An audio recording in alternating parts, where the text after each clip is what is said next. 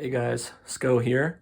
Welcome to X-Force Explained, a continuation of our series from the last wave, where I'm going to get nerdy about the new rules things about the new X-Force wave. So I've got the Next Evolution box, Cable and Domino, which have been out for a couple weeks now. I love this box. I hope you guys are enjoying playing it. These videos have taken a while to make because I wanted the physical cards in my hands and was actually waiting on some rules answers to go through. But here we are. Today we're talking about Cable, who is also a great platform to talk about the brand new card type player side schemes. So Cable has a deck building ability that allows him to include player side schemes from any aspect in his deck, and his setup ability lets you search your deck and discard pile for a player side scheme and put it into play. So pretty much the only thing that you can't search is your hand, and it is really great that you don't have to pay the cost of that other player side scheme. So I really like using this on something that has a cost of one, because that gains me a resource over time. And then his hero ability really usefully says, response, after Cable defeats a side scheme, ready him. And it has a limit of once per phase. So a couple things to keep in mind. The limit once per phase can technically happen twice. It could happen in the hero phase and in the villain phase.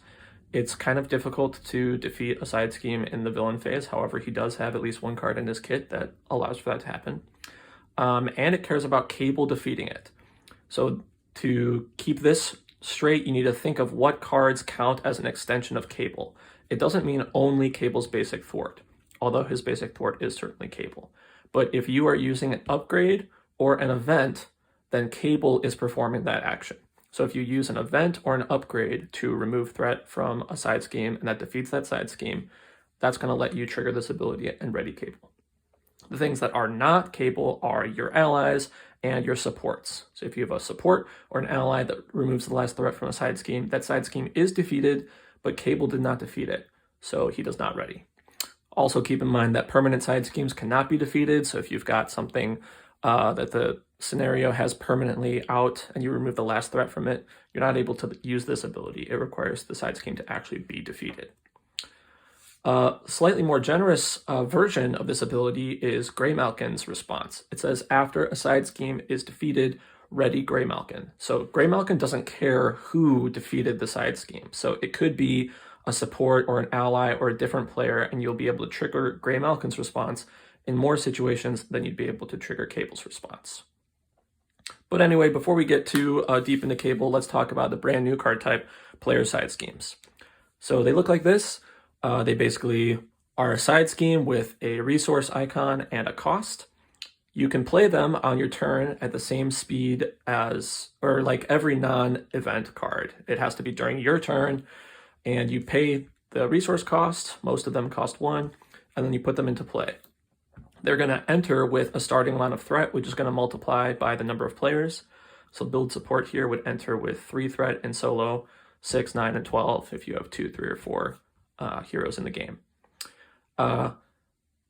Besides the fact that they can go in your deck and you play them, they are treated like a side scheme by everything that cares. So every ability that like targets or affects or attaches to side schemes can be used on player side schemes. This is usually a good thing. So you can attach followed to player side schemes. You can trigger abilities like Cables off of defeating player side schemes. They all have really beneficial when defeated effects. It's just their whole deal. So this one, build support, lets each player put a support in their deck into play. And this one's neat because this and the leadership one both allow you to bypass play restrictions because you're not playing the card, you're putting it into play. They, like Master Plan, will put threat on this because it sees it as a side scheme, which can be annoying, but also is probably better than getting a whole new side scheme from the encounter deck. So anyway, for all intents and purposes, they are side schemes. They have one extra rule governing them. There is a player side scheme limit that you cannot exceed. So in solo and 2-player, you can only have 1 player side scheme in play, and in 3 and 4-player, you can have 2 player side schemes in play. This limit can be overridden, kind of like the ally limit. So if you have 1 side scheme in play, you could put a second one into play, but once that happens, the game sees that you're in excess of the limit, and you have to choose one to discard, regardless of how much threat is on it or whatever. A lot of the side schemes in the player, or in the campaign rules specifically tell you that they don't count against this limit, so they are not part of this equation. But generally speaking, you have to follow the limit, and they all have victory 0, which means when they're defeated, they don't go to the discard pile, they go to a special out-of-play area called the victory display, and that number is pretty much going to do nothing, but Cable himself, he's going to care very much about what cards are in the victory display. We also have at least one card that kind of does something special if there is a side scheme in the victory display. So effects, there's no inherent effect about cards being in the victory display, but other cards might care how many cards of a certain type are in the victory display. An exception to what I just said is Technovirus Purge. This is Cable's signature player side scheme, representing his psionic abilities, defeating the organic virus that's infecting him. First of all, it has a rule that says characters other than Cable cannot remove threat from Technovirus Purge. So remember what things are characters and what characters they are. So that means other players' identities, other players' events, and other players' upgrades count as other characters and cannot remove threat from this. Also, your own allies are other characters, so they don't count as Cable. You can get around this because supports are not characters anyway, regardless of who controls them. So if you have a support, such as a surveillance team, that removes threat from a scheme, that is able to remove things from Technovirus Purge. And then Technovirus Purge has a constant ability that is actually true when it is in the victory display. Almost none of the other side schemes do. But when it is in the victory display, Nathan Summers and Cable gain the psionic trait, and Cable gets +1 port, +1 attack, and +1 defense. And if you think that is worded kind of odd, it's just in order to give both of his forms the trait so that he can be psionic in alter ego as well, but only his hero form has these stats, so he gets that benefit only on that side. So that's what's up with Technovirus Purge. I often see some confusion surrounding this card, Forced Amnesia. It says after a non-permanent side scheme is defeated, add Forced Amnesia and that side scheme to the victory display. This doesn't have to be used on a player side scheme. It's intended to be used against or when a scenario side scheme is removed. So it gives you the benefit of removing that card from the deck, probably indefinitely, and increases the number of side schemes in the victory display, because most of Cable's stuff that cares doesn't care about there being player side schemes, just counting the total number of side schemes. So this card is just a way to boost that. I talked about this card before. I mentioned that there is a way inside of Cable's kit to defeat a side scheme in the villain phase. I just felt it was worth shouting out this trigger condition because it often trips people up. This says, after you defend against an enemy attack. So that can be triggered during an enemy attack when you defend in any manner, including exhausting Cable to basic defend, or using a defense ability, or a card with a defense labeled ability, such as Defiance.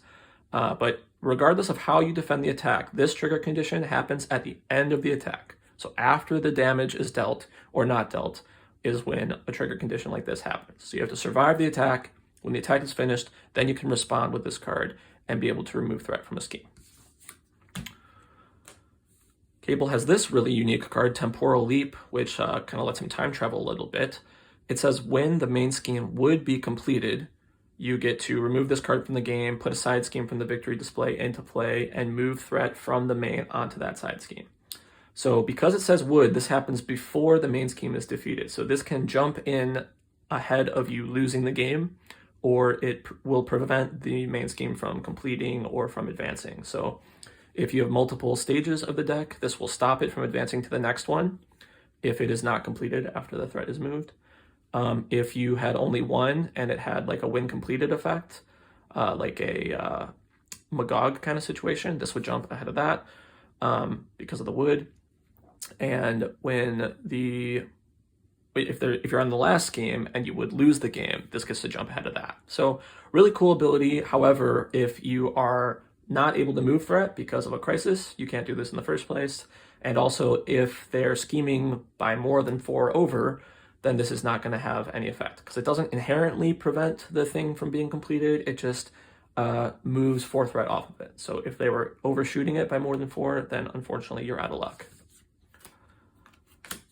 I think it's worth mentioning that Body Slide lets you change your form. Whenever you have an ability that causes you to change form, this does not count against your once per turn change of form per round. So he gives himself the ability to change form, and he also lets each other player change to the form that you are in. That change for them, besides being able to happen off of their turn or off of your own turn, also does not count against their form change. So body slide shenanigans are a way to allow you to flip forms 2 times in a turn, even though you're usually not able to do that. And the last card in his signature set, we're going to talk about Telekinetic Force Field. It has a constant ability that says hero form only, which means you can only play this when you're in hero form. And the ability is a hero interrupt, so you can't trigger it when you're in hero mode anyway. But I've seen a couple questions about why it says hero form only in the first place. That has to do with when you're allowed to play it. So he has to be Cable. Nathan Summers can't play this card. So Cable's obligation, Technovirus Resurgence, represents the techno-organic virus kind of taking back over his body. When it's revealed, you're going to search your deck, discard pile, hand, and victory display for Technovirus Purge and put it into play, and then you're going to attach Technovirus Resurgence to it. And Technovirus Resurgence has an acceleration icon. So as long as these are in play, this acceleration icon is going to apply to the game, increase the amount of threat that is placed on the main scheme at step 1 of the villain phase. It says, if you cannot, you'll discard this card and deal yourself 1 face down encounter card. That's really rare. It's really rare for you not to be able to attach it to Technovirus Purge. It would have to have been removed from the game by some kind of niche-ish effect like Space Pirates or something. But if that happens, you just discard this card and it goes away. But if it pulls it out, which, by the way, can be kind of helpful for you, if you don't start with Technovirus Purge, then there's actually a card in the encounter deck that's going to just pull it out of your deck for you, which can be really handy. When Technovirus Purge is defeated, all cards attached to it are going to be discarded, just like normal. So when this side scheme is defeated, the obligation that is attached to it is going to be discarded into the appropriate discard pile, which for this card is going to be the encounter deck. The encounter deck discard pile. I wanted to point out his Nemesis side scheme has a couple really interesting abilities. These are worded a little differently because they actually care about entire players. So kind of thematically, this takes the entire Cable player's board and travels it through time into the future where he came from. And as a general rule, a lot of things on the Cable player's board can't affect other people's boards and vice versa. So it says the Cable player cannot remove threat from schemes other than Back to the Future, and other players cannot remove threat from Back to the Future. So a player's heroes, allies, events, upgrades, and supports all are that player. So this ability blanketly applies to all of them. So all of the Cable players, allies, upgrades, supports, events cannot affect other schemes and vice versa. Similarly, kind of enemies are blocked off in the same way. The Cable player cannot damage enemies not engaged with them. Other players cannot damage minions engaged with the Cable player. So again, that's going to apply not only to Cable himself, but Cable's allies and all of Cable's upgrades, permanents, and events, or upgrade supports and events. Those are all the Cable player and vice versa. So it's kind of interesting that like Gray Malkin and Cable and this side scheme all kind of have different levels of effectiveness, but this one locks out entire players. Regardless of card type or ability type, they can't cross the barrier that's created by Back to the Future. Unless, of course, it's blanked by Vivian or something like that. A couple cards from his pack that I thought would be worth mentioning. The Power of the Mind, I see misunderstood a couple times. It says double the number of resources this card generates while paying for a psionic card. This card doesn't care what trait you have. So you don't have to be psionic to play this card. So Cable can spend the Power of the Mind and get double resources before he is psionic. And remember that traits don't have any inherent value. So Cable's events that happen to have the psionic trait, they're not locked to him having the psionic trait. Abilities or cards will have an ability that says play only if your identity has a psionic trait, if that's an intended part of the ability. But if they don't, like Mind Scan and his big attack, they don't have that restriction, so he can play it whether he's psionic or not, and you can spend the Power of the Mind regardless of whether you're psionic or not. And if the card you're paying for has the psionic trait, you'll double the amount of resources this generates. Uncanny X-Force, the new team support in Cable's deck. I wanted to point out this second ability here. If each of your characters has the X-Force trait, each ally you control gets +1 thwart and takes -1 consequential damage after thwarting a side scheme. So couple things to catch here. One is Consequential damage always happens after thwarting or after attacking. So this is applying to a thwart. So if that after wording is kind of tripping you up, that's just because that's the time that consequential damage actually happens. It happens after thwarting something. It's the very last step of the whole process of an ally thwarting a scheme. So if your ally normally takes 1 consequential damage, after that ally thwarts a side scheme, if this ability is active, it will take no consequential damage. Also, the 2 effects here, which are connected by this and, are independent of each other. So if this ability is live, your allies get +1 thwart regardless of what they're thwarting. So that is super, super good. They get +1 thwart generally, and then they get the consequential damage buff after thwarting a side scheme. So if they thwart the main scheme, they'll get +1 thwart, but they'll take consequential damage like they normally would.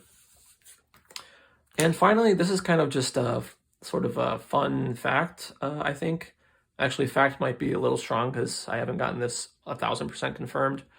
But I think that this constant ability, if Phantom X is not in play, discard Eva, I believe is actually active when this card is in your hand.